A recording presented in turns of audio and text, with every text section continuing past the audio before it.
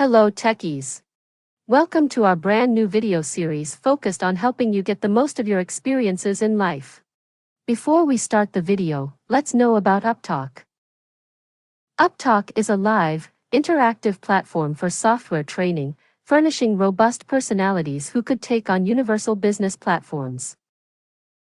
So let us start the session for today. So some part of the theoretical and some part we will be co-practically into the system. So going back into the Excel. So we have one feature that is importing data. We already discussed earlier. Just a recap, that is, import foundation data. We have two type of import modes. That is, full-purch, incremental. So the purpose of full-purch has been elaborated, that the system will. If you are going with full-purch if already the another record is there in the system. The import will replace or delete the existing record with the data which is there in the import file. Okay.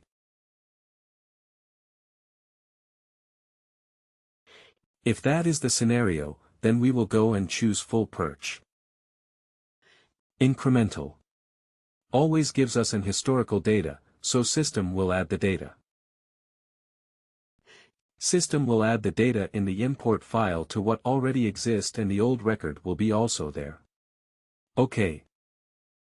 So whenever we are going with import action, make sure there will be two options, full-purch and incremental. What option we need to choose? According to that, we need to choose two options. The purpose is already mentioned here, full-purch and including. Coming into employee record management. Employee record management is divided into two parts. It divided into three parts. That is, maintaining employee data, mass change and terminate an employee. Okay. That is, maintaining the employee data mass change and terminating an employee. So maintaining the employee data, the first one. When I go further under maintaining an employee data, we have certain administrative record management. So administrative record management is nothing but the administrative tools, okay, which is used in the employee profile. So when you open an employee profile you can see the administrative tools are there and those administrative tools are divided into. Administrative tools are divided into pencil icon. That is an edit. Then we have edit from history, edit from history.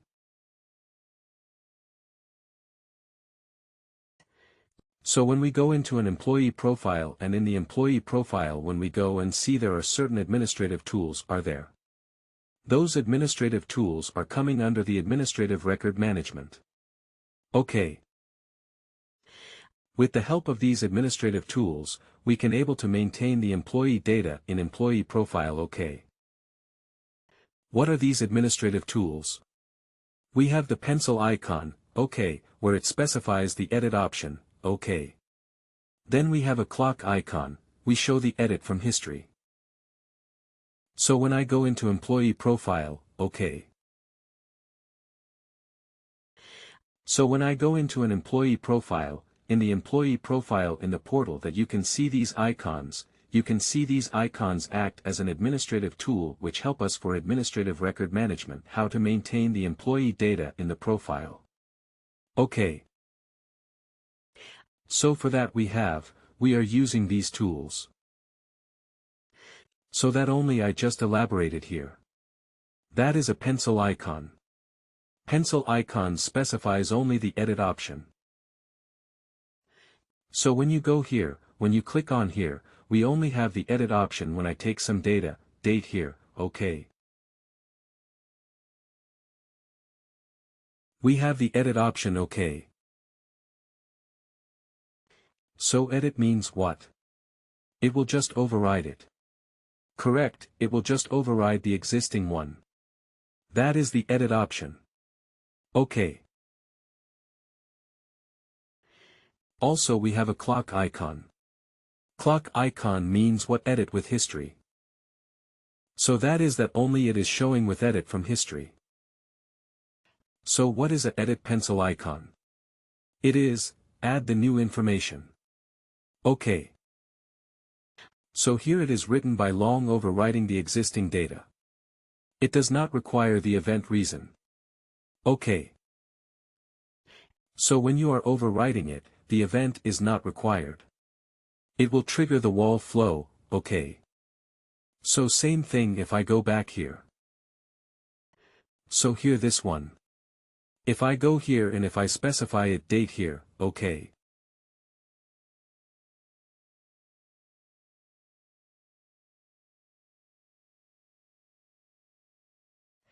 And here, if I am changing this, so it will override it, OK. Or if I am changing the preferred name, it will override it, OK. And when I take one the same. So it is the edit option. Edit with history means what this one edit with history. OK. So in this edit with history also, you have a edit option. OK. So when you click on edit from history, then here OK, it will take us and from actually it is the correct method always to go from edit from history.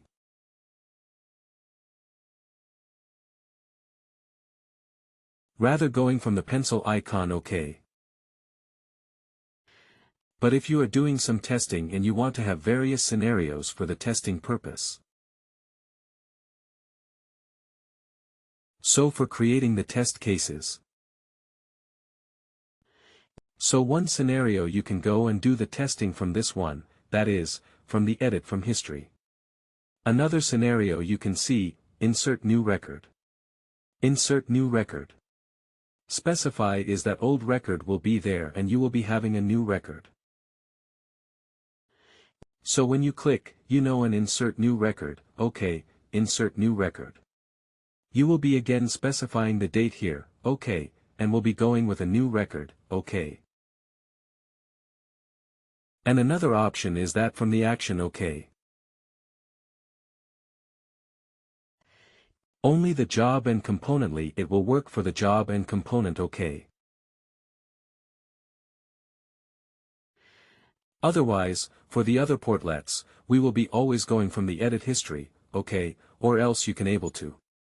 If you are doing some changes, you can perform from this one, what you call import files, that is, import employee data. We have seen input employee data. We have various files. Are there OK? So when I go back into my Excel edit from history, OK, and insert new record, if you go and see here it is used to correct the error. If the existing record and over the previous information, it does not require any event reason, it will. And when you are going and doing from edit from history, it will not trigger the workflow. OK, it will not trigger the workflow.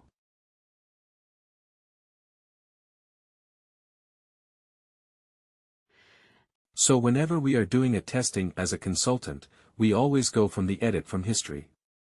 Because we do not want the world close to trigger, we avoid that action to happen. OK, to make the testing more easy. But in a real time when the end user will perform some activity, they have to through the workflow. If the workflow is there, OK.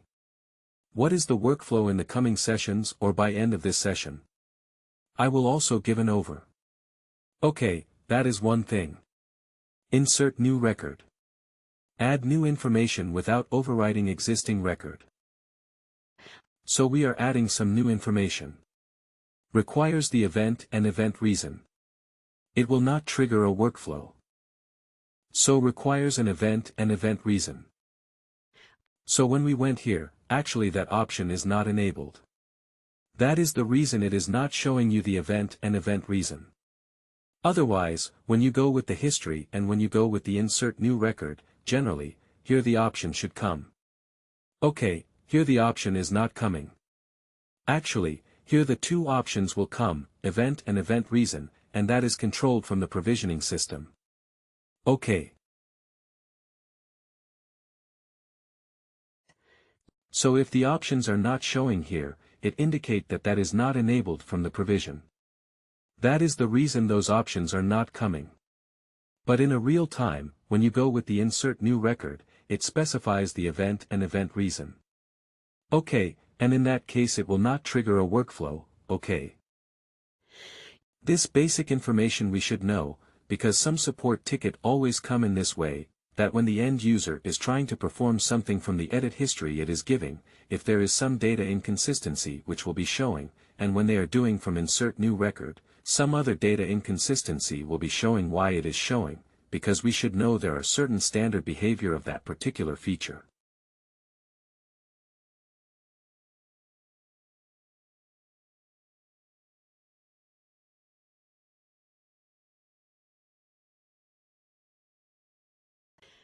So when you go with a pencil